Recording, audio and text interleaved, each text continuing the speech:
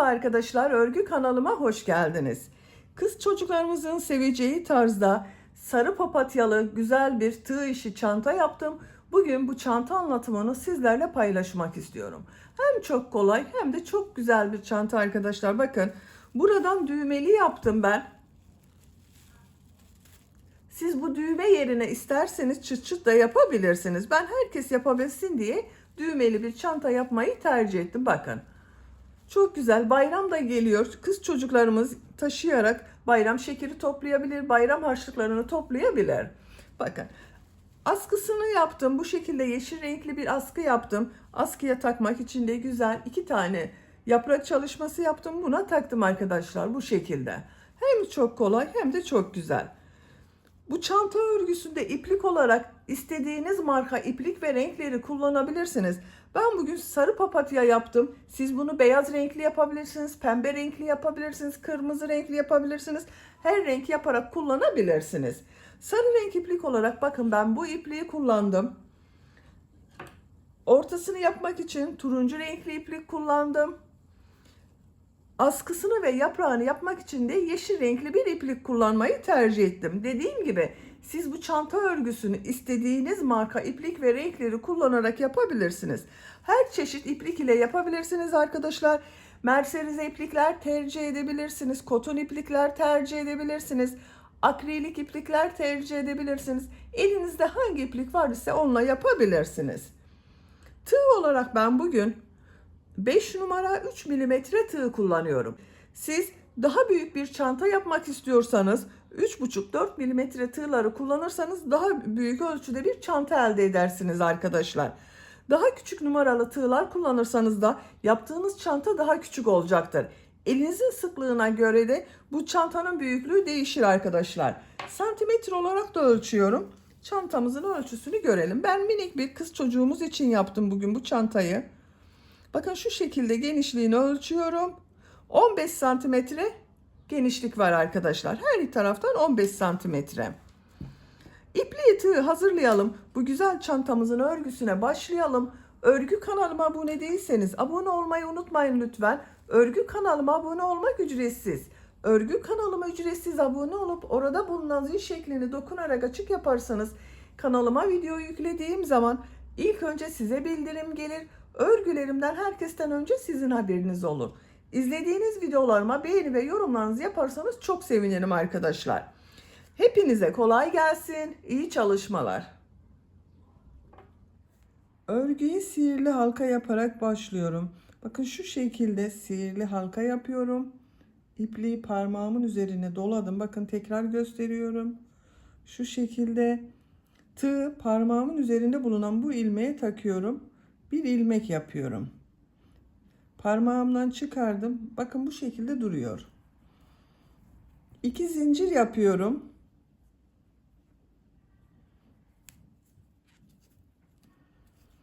Tığ üzerine iplik alıyorum. Bu sihirli halka içine 12 trabzan yapıyorum. 1 2 3 4 5 6 7 8 9 10 11 12 trabzan yaptım. İplik ucunu çekiyorum. Bakın şu şekilde çekiyorum. Burayı birleştiriyorum. Boşluk kalmadı. Bu ilk yaptığım bakın şu ilmek ile ilmek kaydırma yaparak sırayı birleştiriyorum. İplik ucunu bakın şu şekilde tutuyorum. Bu bir sıra üzerine 12 trabzan yaptım. 2 zincir yapıyorum. Bu sırada her ilmek üzerine 2 trabzan yapıyorum. Tığ üzerine iplik alıyorum. İlk ilmek üzerine 2 trabzan yapıyorum. Bakın bu 2 zinciri saymıyoruz arkadaşlar. Her ilmek üzerine 2 trabzan yapıyorum.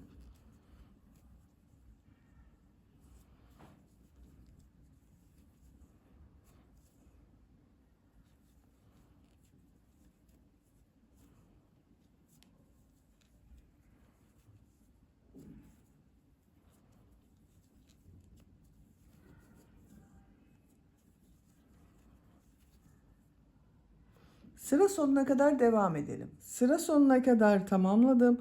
Bu sırada her ilmek üzerine 2 trabzan yaptım. Son ilmeğe de 2 trabzan yaptım. Bu ilmek ile bakın arkadaşlar, 2 zincir yaptığım ilmek ile değil, burada yaptığım trabzan ilmeği ile ilmek kaydırma yaparak sırayı birleştiriyorum. Bu bir sıra üzerinde 24 trabzan oldu. Üçüncü sıradayım. 2 zincir yapıyorum. Tığ üzerine iplik alıyorum. Bu sırada bir çift bir tek, bir çift bir tek trabzan yapıyorum. İlk ilmek üzerine 2 trabzan yapıyorum.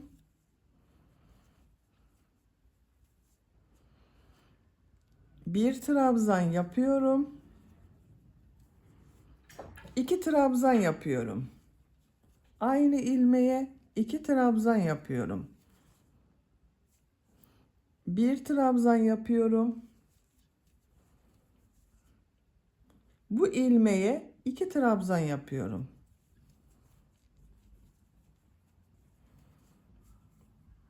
Bir trabzan yapıyorum.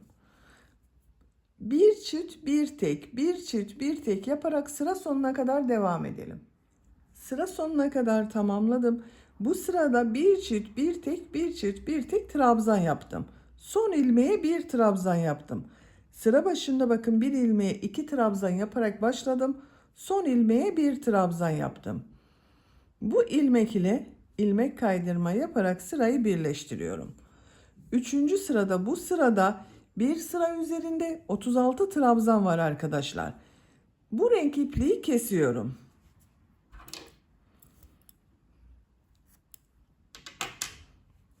İlmeğin içinden çektim. Şimdi sarı renk iplik ile devam ediyorum. Bu şekilde bir açık sarı renk iplik kullanıyorum arkadaşlar. Siz istediğiniz renk iplikler ile devam edebilirsiniz. Bu son yaptığım ilmekten bakın, buradan bir ilmek yapıyorum. 2 zincir yapıyorum. Tığ üzerine iplik alıyorum. Bu sırada bir çift iki tek, bir çift iki tek trabzan yapıyorum. İlk ilmeğe 2 trabzan yapıyorum.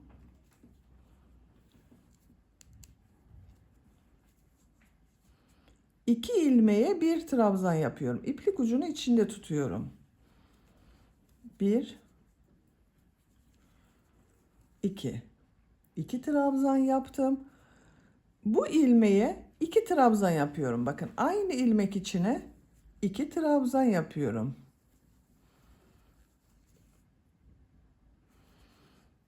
İki trabzan yapıyorum.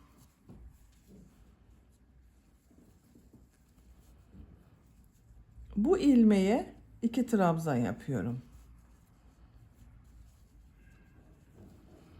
Bir çift iki tek trabzan yaptım. 2 trabzan yapıyorum. Çift yapıyorum bakın bu ilmeğe. Bir çift iki tek, bir çift iki tek trabzan yaparak sıra sonuna kadar devam edelim.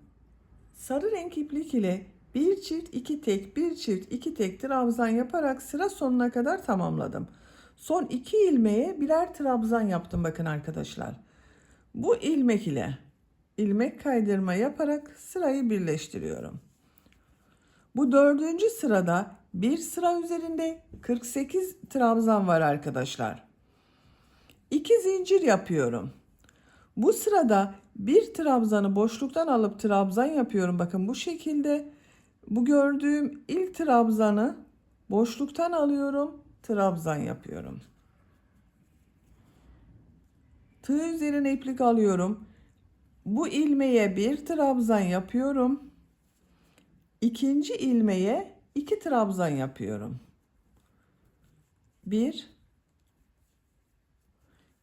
2. Bu trabzanı boşluktan alıyorum, trabzan yapıyorum. Bakın, ortada yine bir arttırma yaptım. 1 2 3 trabzan var. İlk ilmeğe bir trabzan yapıyorum. Bu ilmeğe 2 trabzan yapıyorum.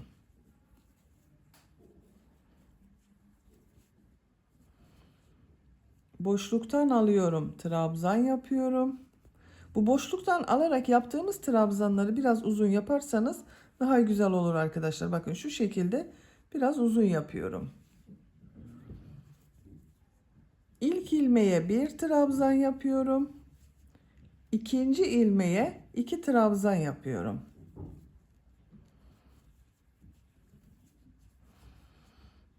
Bu trabzan boşluktan alıyorum, trabzan yapıyorum. Bakın kabarık bir görüntü elde ediyoruz.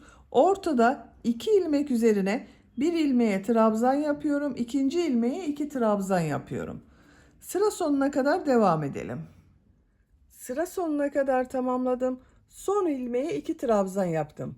Sıra başında yaptığım bakın bu 2 zincirde bir trabzan, bununla 3 trabzan oldu.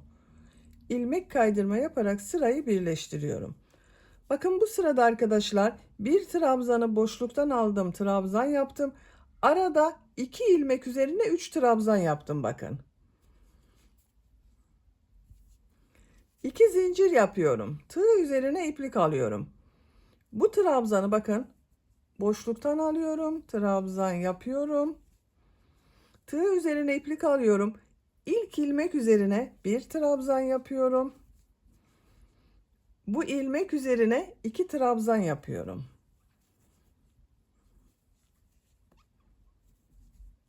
Bir trabzan yapıyorum. Bu trabzanı boşluktan alıyorum, trabzan yapıyorum. Bakın yine arttırma yaptım. İlk trabzana bir trabzan yaptım. Ortada bulunan ikinci trabzana 2 trabzan yaptım. Buna tekrar bir trabzan yaptım. Bir trabzan yapıyorum. 2 trabzan yapıyorum.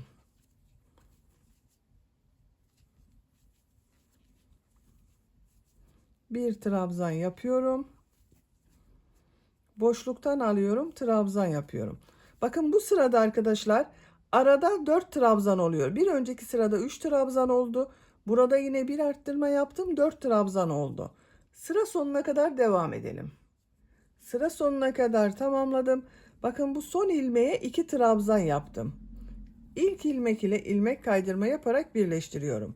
Bakın burada yine 1, 2, 3, 4 trabzan var. Aralarda 4 trabzan var arkadaşlar. Bu sıra başında yaptığım 2 zincirde bir trabzan. 2 zincir yapıyorum. Tığ üzerine iplik alıyorum. İlk trabzanı boşluktan alıyorum, trabzan yapıyorum. 2 ilmek üzerine bir trabzan yapıyorum. Üçüncü ilmeğe 2 trabzan yapıyorum.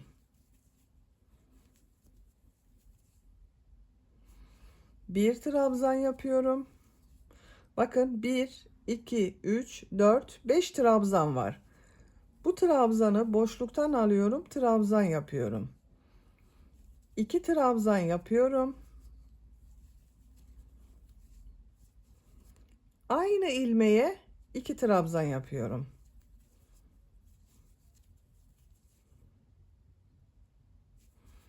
Bir trabzan yapıyorum.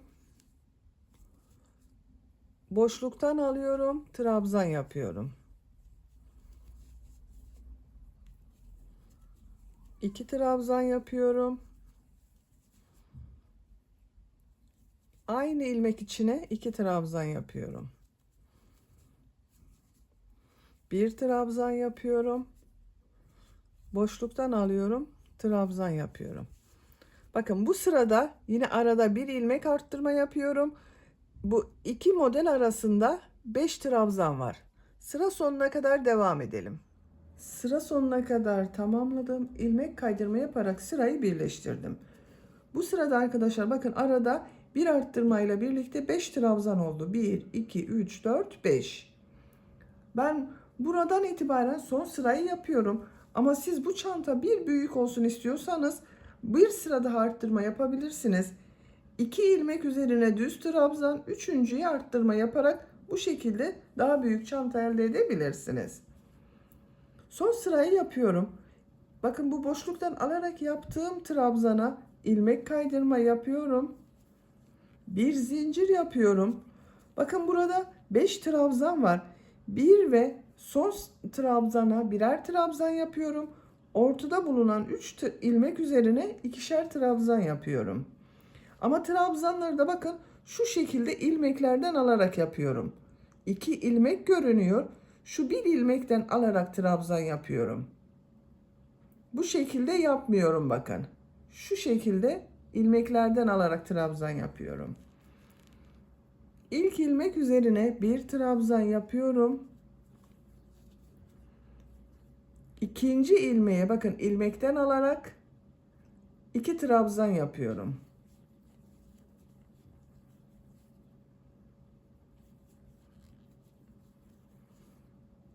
İlmekten alarak 2 trabzan yapıyorum.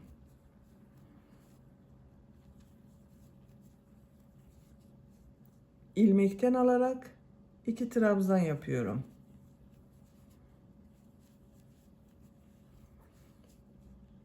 Buraya bir trabzan yapıyorum. Bir zincir yapıyorum. Boşluktan alarak yaptığım bu trabzan ilmek kaydırma yapıyorum. Bakın bu şekilde bir görüntü elde ediyoruz arkadaşlar. Bir zincir yapıyorum. İlk trabzanın üzerine bakın ilmekten alarak bir trabzan yapıyorum. Bu 3 ilmek üzerine ikişer trabzan yapıyorum.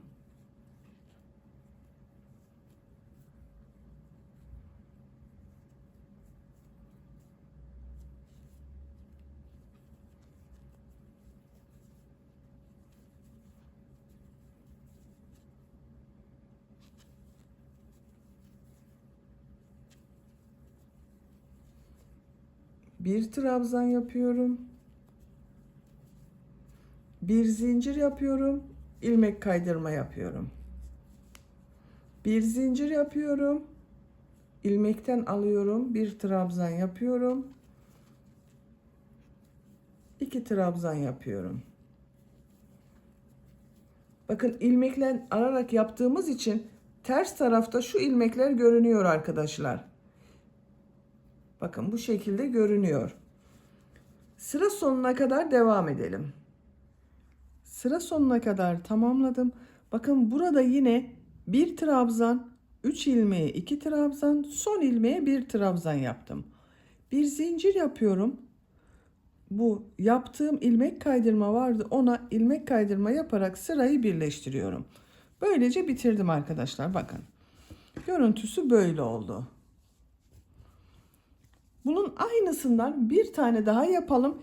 2 tane yapacağız, birleştireceğiz. Bakın ben bir tane hazırladım.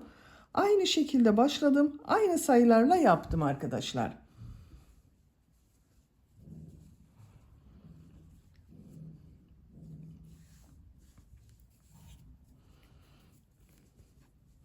Bir zincir yapıyorum. Şimdi bakın buradan sık iğneler yapacağız.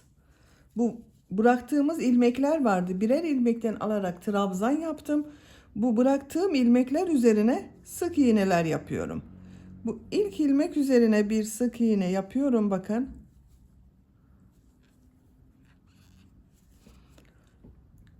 Diğer ilmeklere de sık iğne yapıyorum.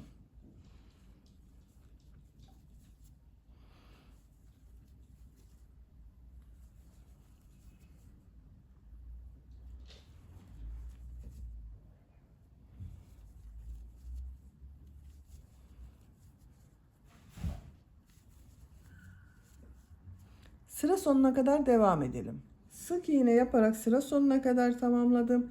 İlk yaptığım ilmek ile ilmek kaydırma yaparak sırayı birleştiriyorum. Bakın arkadaşlar, bu yaptığım parçanın çevresinden bir sıra sık iğne yaptım. Diğer hazırladığım bölümün de çevresinden sık iğne yapacağız. Bu sık iğneyi yaparken ikisini birleştireceğiz. Çantanın açıkta olan bölümleri için işaret yapıyorum. Bakın ben buna işaret yaptım. 1, 2, 3, 4, 5 yaprak bölümü çantanın açık olacak bölümü, diğer yerlerini birleştireceğiz. Bunda da sayıyorum bakın arkadaşlar. Buradan itibaren 1, 2, 3, 4, 5. Buraya işaret yapıyorum. Bunun da burası boş kalacak. Diğer bölümlerini birleştireceğiz.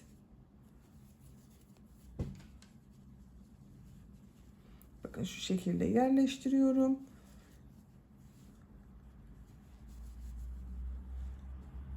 İlk ilmeğe sık iğne yapıyorum.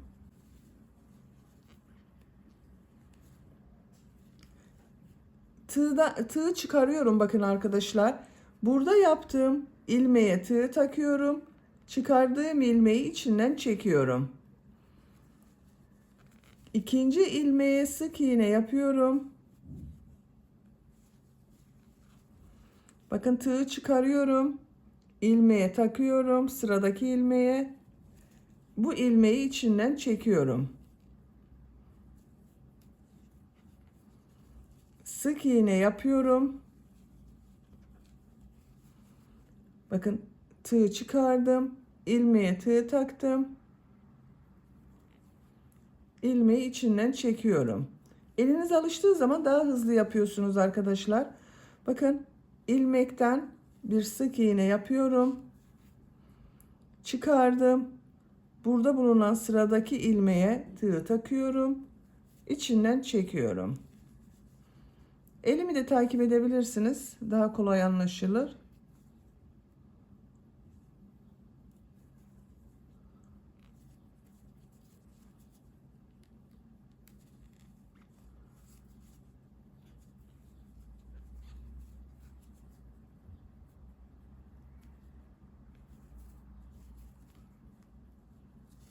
Birleştirme yerinin görüntüsü bakın bu şekilde oluyor.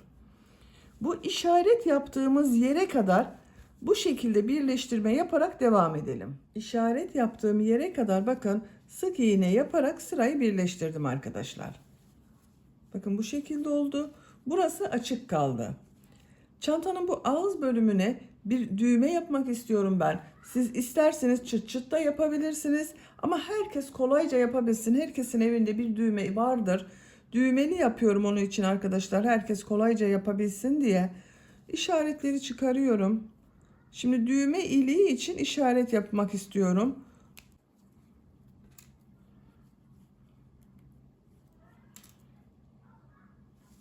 Bakın burada kaç ilmek olduğunu sayıyorum. İşaretli yer, boş kalan yeri sayıyorum. 2, 4, 6, 8, 10, 12, 14, 16, 18, 20, 22, 24, 26, 27 ilmek var arkadaşlar. 27 ilmek, 13 bir tarafta, 13 bir tarafta kalacak. 14.'ye düğme iliği yapıyorum. Bakın sayıyorum. 1, 2, 3, 4, 5, 6, 7, 8, 9, 10, 11, 12, 13, 14. Buna işaret yapıyorum. Buraya kadar sık iğne yapıyorum. Yine aynı şekilde bakın. Burada yaptığım gibi sadece sık iğne yapıyorum. Artık birleştirme yapmıyorum bakın. Bitirdim. Sık iğne yapıyorum. 13 sık iğne yapıyorum. 2, 3,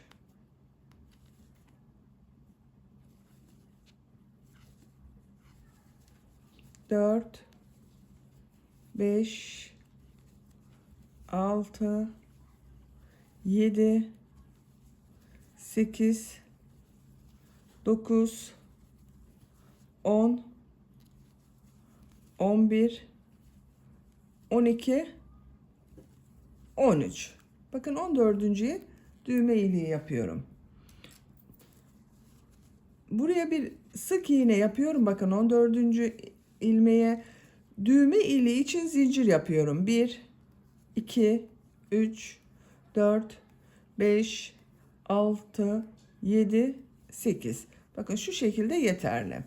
Aynı ilmeğe sık iğne yapıyorum. Siz bunu buraya dikecek olduğunuz düğmenin büyüklüğüne göre 9 da yapabilirsiniz, 10 zincir de yapabilirsiniz, 7 zincir de yapabilirsiniz. Diğer ilmeklere sık iğne yapıyorum. Bakın düğme iliğini yaptım. Şuraya da düğmesini dikeceğiz arkadaşlar. Sıra sonuna kadar devam edelim. Düğme iliğinden sonra 13 sık iğne yaptım. Son ilmeği bakın bu birleştirme yaptığım ilmek ile ilmek kaydırma yaparak birleştiriyorum. İpliği kesiyorum arkadaşlar.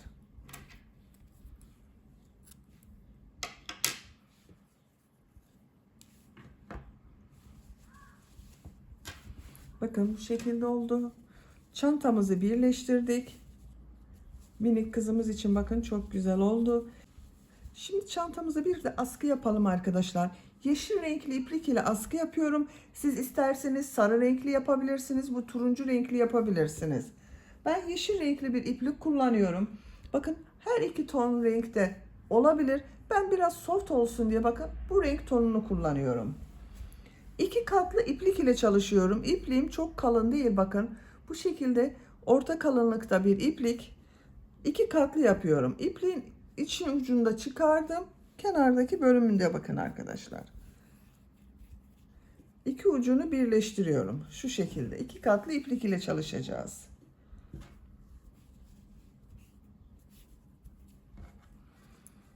Çantanın bakın buradan şu şekilde ipliği bir defa bağlıyorum. Daha sağlam olsun.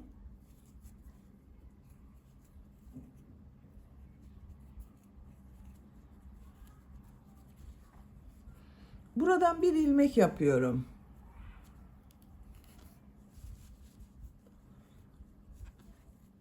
Zincir yaptım.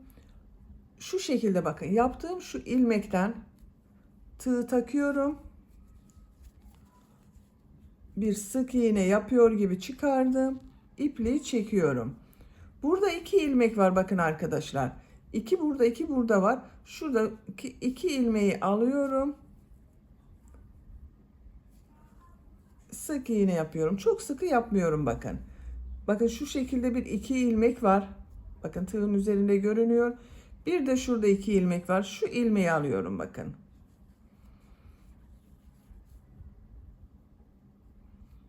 Çok kolay bu askının yapılışı. Herkes yapabilir. İlmekten alıyorum. İlmekten alıyorum.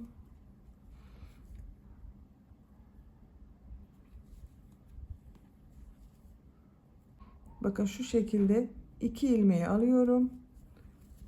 Yapıyorum. Bakın çok düzgün ve güzel de görünüyor. Bu askı uzunluğunu tercihinize göre bu şekilde istediğiniz kadar yapalım.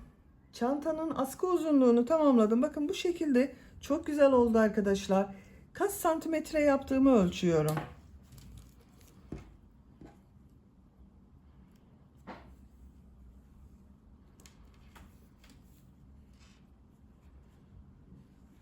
...52 santimetre askı uzunluğu yaptım arkadaşlar.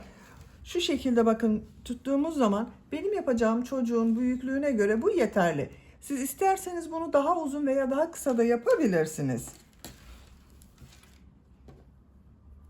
Askıyı diğer tarafa nasıl birleştireceğimize bakıyorum. Bakın şu şekilde elimle düzeltiyorum düzgün olması için.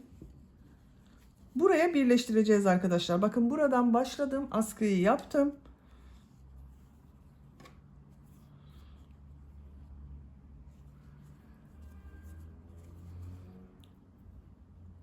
Bakın şu ilmeğe tığ takıyorum. İplik aldım, içinden çektim.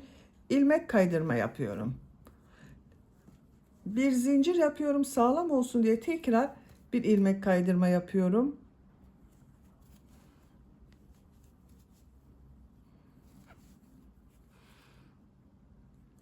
İpliği kesiyorum.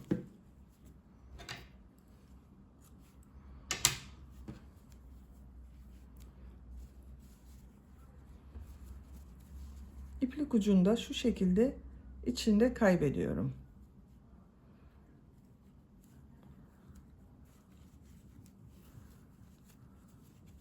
Daha sonra onu keseriz arkadaşlar.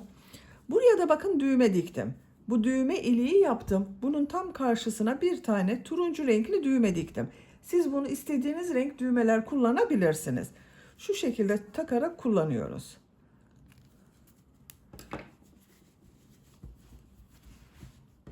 Bakın çok güzel oldu arkadaşlar. Sarı papatyalı çantamızın örgüsünü bitirdik. Şimdi buna süs olarak bir tane de yaprak yapmak istiyorum. İkili bir yaprak yapmak istiyorum arkadaşlar. İkili yaprağı da yapalım. Buraya takacağız.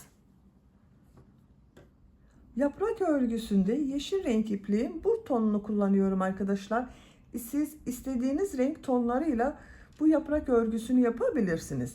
İplik çok kalın değil bakın. Şu şekilde orta kalınlıkta bir iplik. Onun için ben bugün bu ipliği iki katlı yapmak istiyorum. Siz isterseniz tek katlı yapabilirsiniz. Daha küçük yaprak elde edersiniz. İpliğin içinden diğer ucunu da çıkarıyorum. 2 katlı çalışıyorum.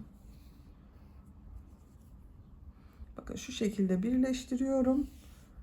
Daha kalın bir iplik elde ettim. Tığ 5 numara 3 milimetre tığ bakın. Siz istediğiniz tığlarla bu örgüyü yapabilirsiniz. Zincir yaparak başlıyorum. İlk ilmeği ben bakın bu şekilde yapıyorum.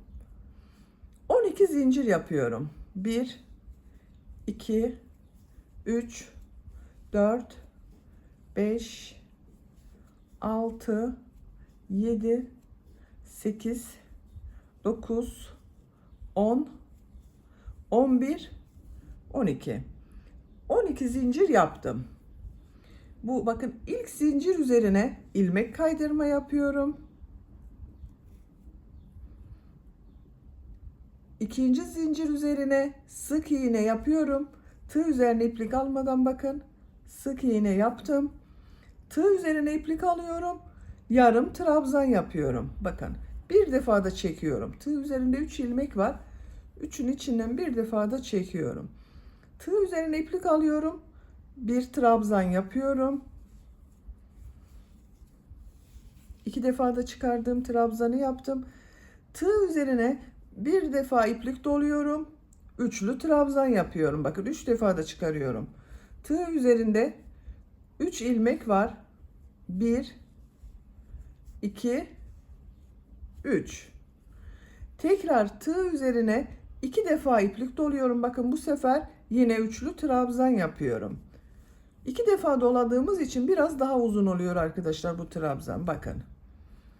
Bir defa iplik doluyorum. Bir üçlü trabzan yapıyorum. 1, 2, 3. Buraya 3 üçlü trabzan yaptım. Tığ üzerine iplik alıyorum. Bir trabzan yapıyorum. Tığ üzerine iplik alıyorum. Yarım trabzan yapıyorum.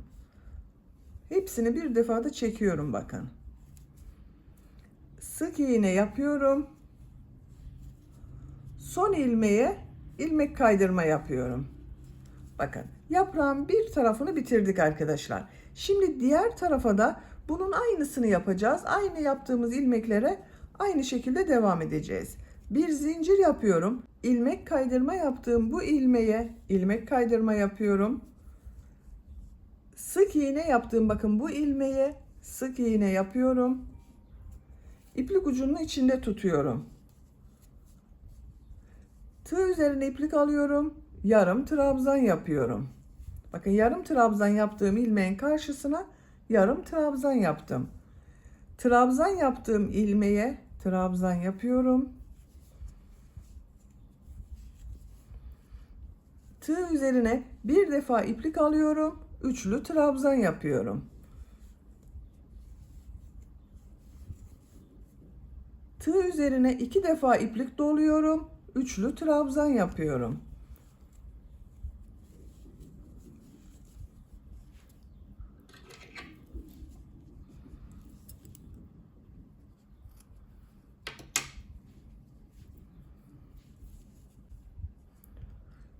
Tığ üzerine bir defa iplik doluyorum. Üçlü trabzan yapıyorum.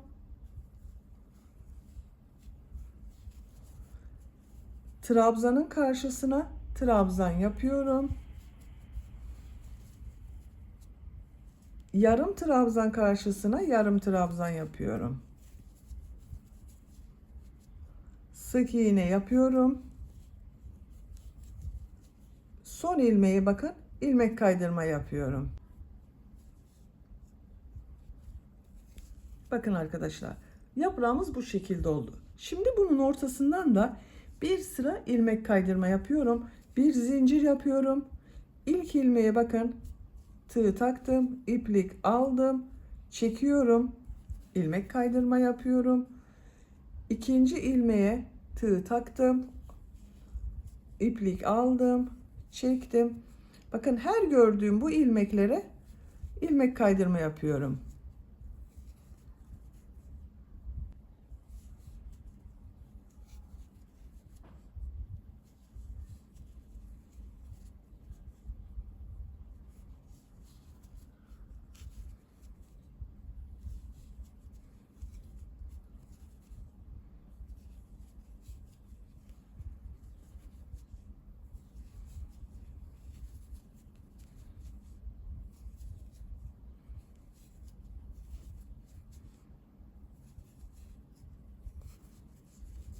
Bakın sıra sonuna kadar yaptım.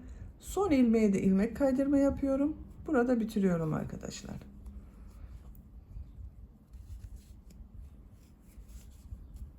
Bakın bir yaprağımız hazır. Şimdi diğer yaprağı yapacağız. Onu yapmak için arada zincirler yapıyorum. 32 zincir yapalım.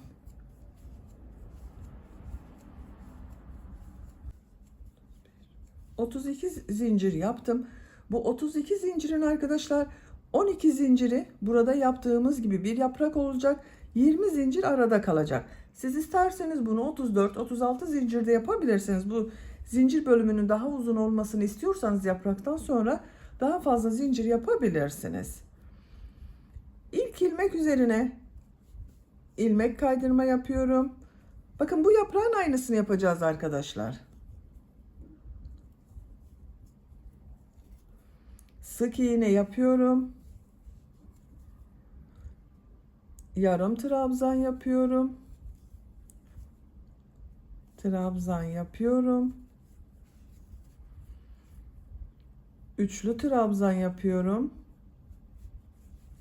Bir defa dolayarak üçlü trabzan yaptım. 2 defa iplik doluyorum. Üçlü trabzan yapıyorum.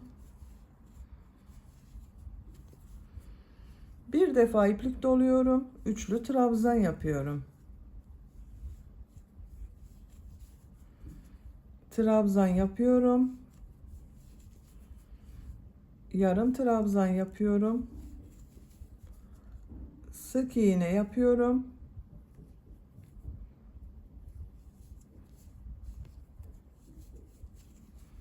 İlmek kaydırma yapıyorum bakın. Bir zincir yapıyorum. Şu şekilde çeviriyorum. İlmek kaydırma yaptığım bu ilmeğe ilmek kaydırma yapıyorum. Sık iğne yapıyorum. Yarım trabzan yapıyorum.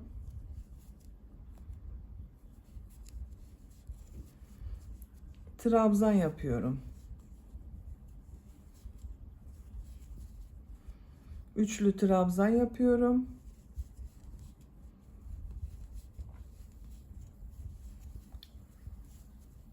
İki defa dolayarak üçlü trabzan yapıyorum. Bir defa dolayarak üçlü trabzan yapıyorum.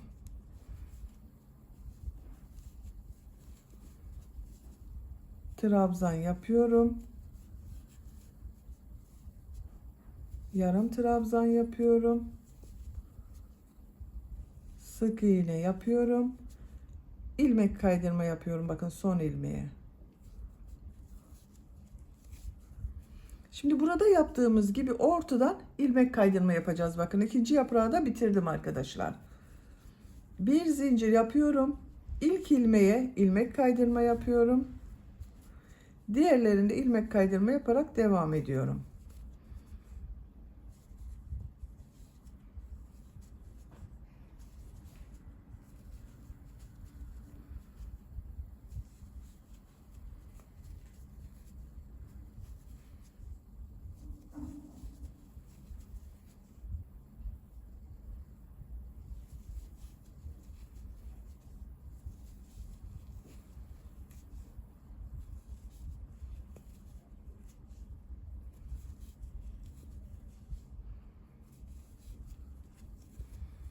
Bakın en son şu ilmekle ilmek kaydırma yapıyorum. Yaprağı bitiriyorum arkadaşlar.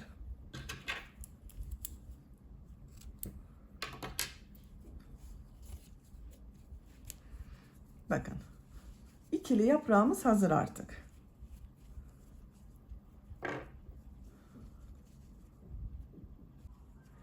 Bu iplik ucunda örgünün ters tarafında tığ yardımıyla çekiyorum. Bakın şu şekilde. İlmekler arasından çekiyorum.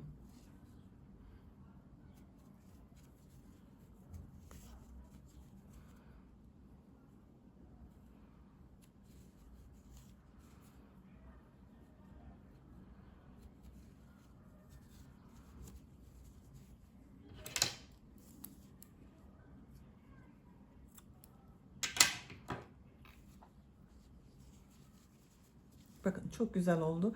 Şimdi bu yaptığımız yaprağı Çantaya takalım. Bakın hazırlamış olduğum bu çantanın askısını yapmıştım. Bu askının iki tarafına da takabilirsiniz. Tercihinize göre. Ne tarafını istiyorsanız oraya bakın şu şekilde ilmek yaparak takıyorum. Hepsini şu ilmeğin içinden çekiyorum. İstediğiniz yerde tutabilirsiniz. Bakın birisini uzun birisini kısa yaptım. Bu şekilde oldu. Böylece çantanın örgüsünü tamamen bitirmiş oldum arkadaşlar. Bakın çok kullanışlı. Bayramda geliyor, çocuklarımız bayram şekeri toplayabilir. Bunun içinde bir yere giderken eşyalarını bırakabilirler. Kız çocuklarının seveceği bir çanta yaptık.